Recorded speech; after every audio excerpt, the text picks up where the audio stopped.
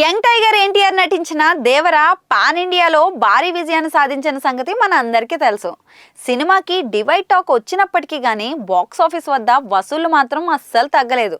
RRR తర్వాత తారక్ నుంచి release అయిన సినిమా కావడంతో ప్రేక్షకులు బ్రహ్మరథం పట్టారు. దీంతో దేవర 2 కోసం మరింత సమయం తీసుకుని ది బెస్ట్ ప్రొడక్ట్ ఇవ్వాలని రెడీ అవుతున్నారు. అయితే దేవర ఇప్పుడు జపాన్లోను కూడా రిలీజ్ అవుతుందట.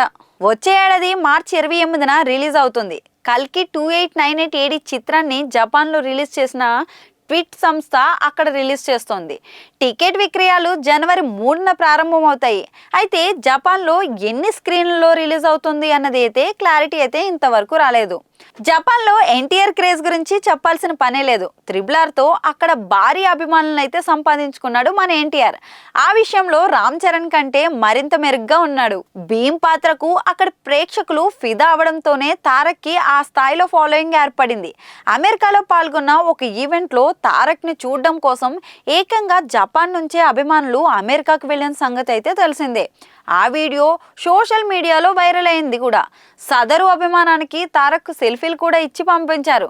అలా తారక్ జపాన్ ఫాలోయింగ్ అయితే బయటపడిపోయింది. RRR రిలీజ్ సమయంలో తారక్ జపాన్ వెళ్ళి ప్రమోట్ చేసిన సంగతి మనందరికీ తెలుసు. మరి దేవర ప్రచారం కోసం జపాన్ వెళ్తారా లేదా అన్నది మాత్రం చూడాల్సిందే.